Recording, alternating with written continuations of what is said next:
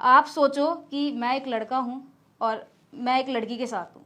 आपको ज़्यादा मेहनत करनी ही नहीं पड़ेगी, आपको ये सोचना ही नहीं पड़ेगा कि ये दो लड़कियों ने शादी की है। सिर्फ इतना सा सोच लो माइंड में कि ये लड़का है और इसने लड़की के साथ शादी की। लोगों ने ये कमेंट करना शुरू किया, ये तो माँ बेटी लग रहे हैं, तो इसकी माँ लगती है। उसके बाद ये आया, बच्चे कैसे पैदा करोगे। यहाँ तक कि हमारे न्यूज चैनल्स में जब न्यूज वायरल होनी शुरू हुई तो कुछ पढ़े लिखे लोगों ने ये भी कमेंट किया कि अब आगे प्रेग्नेंट होने के लिए मेंस स्पर्म यूज मत करना अगर तुम लेस्बियन रिलेशन में हो तो इतनी सारी चीजें हमें झेलनी पड़ी। इवन तुम इंटीमेट कैसे होते हो।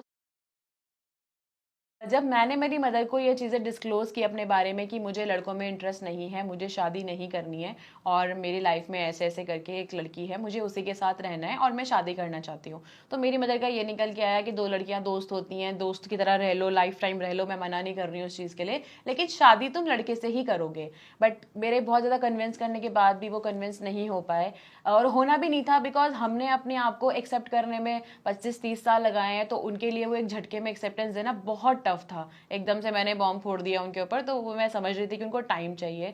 तो उनका कुछ ऐसे निकल के आया कि नहीं, जॉब छोड़ दो, अपने घर वापस आ जाओ, शादी कर लो, एंड इस बार मैं तुमसे पूछूंगी भी नहीं कि तुम्हें लड़का पसंद है या नहीं, तुम सिर्फ शादी कर लेना। वहां से मैं बहुत ज्यादा घबरा गई और मैंने इनको कॉल किया। तो जब मैंने अपनी मदर को बताया था कि एक्चुअली मेरी घर वालों को पहले से ही पता था कि मेरा जो इंटरेस्ट है वो लड़कों में नहीं है, लड़कियों में। लेकिन कभी भी उनसे इस बारे में कभी भी बात नहीं हुई। ये पहली बार था जब मैं अपने घर वालों को सामने से बताने जा रही थी कि मेरी लाइफ में एक लड़की है और मुझे अब लाइफ टाइम उसी के साथ रहना है और ये फाइनल है। अगर इसके बाद कोई मतलब इससे अगर कुछ गड़बड़ होती है तो फिर मैं वो चीज़ मतलब नहीं रखूँगी, जहाँ पे आप बोलोगे वहीं पे मैं शादी करूँगी। तो जब मैंने अपने घर वालों को बताया कि ऐसा ऐसा सीन है और वो लड़की रुद्रपुर में रहती है और मैं चाहती हूँ कि वो मेरे साथ में आके रहे, तो उस टाइम पे मम्मी ने परमिशन दे दी थी कि ठीक है तुम साथ में रहो। और मैंने शादी का भी बोल दिया था कि मुझे शादी भी करनी है उसके साथ। तो उधर मम्मी का ये निकल के आया था, जो कि सही भी था, कि पहले एक बार तुम लोग रह के देखो, क्योंकि लॉन्ग डिस्टेंस में और साथ में रहने में बहुत ज़्यादा फ़र्क होता है। तो एक बार 1 साल कम से कम तुम लोग साथ में रह के देखो कि तुम्हें कैसा लगता है, तुम्हारी चीज़ें मैच होती है कि नहीं होती हैं, उसके बाद तुम ये चीज़ का डिसीजन लेना। तो बस उनकी हाँ की देर थी और मैंने इसको वहाँ से ट्रांसफ़र इसका करवा ही लिया था हमने ऑलरेडी, और ये मेरे साथ आके रहने लगी थी। तो लगभग 2 साल हम लोग साथ में रहे, लिविंग में रहे, और उसके बाद से चीज़ें चलती रही। हम लोग लिटरली किसी भी पंडित को अगर अप्रोच कर रहे थे तो उनका सामने से निकल के यही आता था कि मैं 2 लड़कियों की शादी कैसे करा दूँ, मैं कन्या का कन्यादान एक दूसरी कन्या को कैसे दे दूँ। तो ये सारी चीज़ें निकल के आती थी। अगर 2 लड़कियां हैं तो उसमें अगर जब 2 लोगों की शादी होती है तो उसमें एक को विष्णु माना जाता है, एक को लक्ष्मी जी माना जाता है। तो मैं वो चीज़ कैसे वहाँ पे मतलब वो कर दूँ। अगर मैं करा भी दूँ, मतलब वो पंडित जी ये भी बोल रहे हैं कि अगर मैं शादी करा भी दूँ तो मुझे उसके लिए पाप लगेगा और मुझे उसके लिए कुछ मतलब जो भी होते हैं हवन वगैरह वो करने पड़ेंगे। मतलब अगर तुम्हें पैसा भी चाहिए शादी कराने के लिए और तुम एक तरफ ये भी बोल रहे हो कि मैं पाप कर रहा हूँ। हम लोगों ने गूगल पे सर्च किया तो ऊपर एक सबसे ऊपर टॉप पे एक पंडित जी का नाम आ रहा था। हमने उनको कॉल किया, उनकी वाइफ ने कॉल उठाया। तो उसके बाद उन्होंने जैसे हमने बात शुरू की कि तो उन्हें सबसे पहले हमने यही बताया कि 2 लड़कियों की शादी है और 2 लड़कियों की शादी करानी है। तो ये चीज़ हमने पहले ही क्लियर कर दी। तो उन्होंने हमसे पूछा कि क्या करते हैं आप। तो हमने उनको बताया कि हम लोग व्लॉगिंग करते हैं और हमारा एक चैनल है। तो उन्होंने बोला कि मैं आपके व्लॉग्स देखती हूँ। तो उस टाइम पे जो हमारी खुशी का ठिकाना था ना, वो मतलब बहुत ही ज़्यादा बड़ा था, क्योंकि अब सामने से पता ये हो गया था कि ठीक है चलो यहाँ पे कोई हमें प्रॉब्लम नहीं आएगी, क्योंकि वो हमारी फ़ैन थी और उनके जो हस्बैंड थे वो पंडित जी थे। जब हमने उनसे बात की तो उन्होंने एक अमाउंट रखा था पहले। तो हमने उनको बोला कि हम इतना पे नहीं कर पाएंगे आपको। तो उन्होंने फिर बाद में बोला कि आपकी जितनी भी इच्छा हो आप उतना पे कर देना।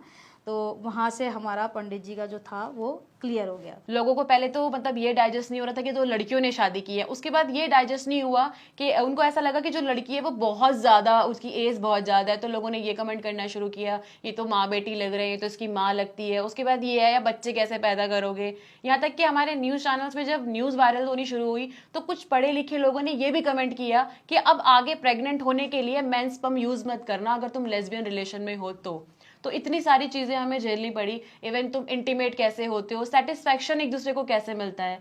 तो मुझे ऐसा लगता है कि इंटीमेसी ही सिर्फ आपको सेटिस्फैक्शन नहीं दे सकती। अगर आपका दिल नहीं मिल रहा, आपके अंदर प्यार नहीं है, फीलिंग्स नहीं है, अंडरस्टैंडिंग नहीं है, तो आप कभी भी इस चीज को वो नहीं कर सकते। सेटिस्फैक्शन इन सारी चीजों से भी मिलता है, सिर्फ एक इंटीमेसी आपको सेटिस्फैक्शन नहीं दे सकती। मैं बस इतना ही कहना चाहती हूँ जो ये सारे कमेंट्स करते हैं, कि बहुत सिंपल है आप लोगों के लिए समझना इस चीज़ को। ये बात मैं पहले ही बोल चुकी हूँ कि सिर्फ नज़रिया बदलना है।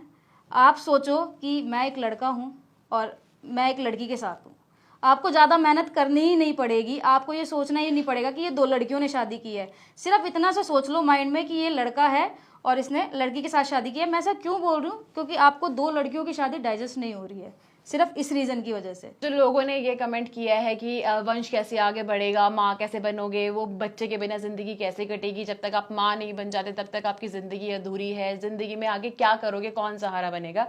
तो मैं इस चीज पे ये आंसर देना चाहती हूँ कि जो सो कॉल्ड मैन्स या हेट्रोसेक्सुअल लोगों ने बच्चे पैदा करके अपने स्पर्म देके जो बच्चे पैदा करके अनाथ आश्रम में डाल दिए ना, मैं उनको एक बेहतर जिंदगी देना चाहूंगी, जो एक बेहतर इंसान बन सके आगे के चल के, और जो इंसान को इंसान ही समझे, प्यार को प्यार की कैटेगरी में रखे, ना कि सेक्सुअलिटी पे जाए, ना कि जेंडर पे जाए। तो मेरे लिए प्यार का मतलब है कि 2 आत्माओं का मिलन। अभी जो लोग बोलते हैं ना कि 7 वचन, मतलब शादी कैसे की इन लोगों ने, शादी में तो एक विष्णु जी होते हैं, एक लक्ष्मी जी होते हैं, तो मैं ये मानती हूँ वहाँ पे भी सिर्फ 2 आत्माओं की शादी हो रही है, 2 बॉडी की शादी नहीं हो रही होती है, वहाँ पे 2 आत्माओं का मिलन हो रहा होता है। तो बस इसी चीज़ को लेके आप लाइफ में आगे बढ़ते रहो कि 2 आत्माओं का मिलन हो रहा है, 2 बॉडी का नहीं।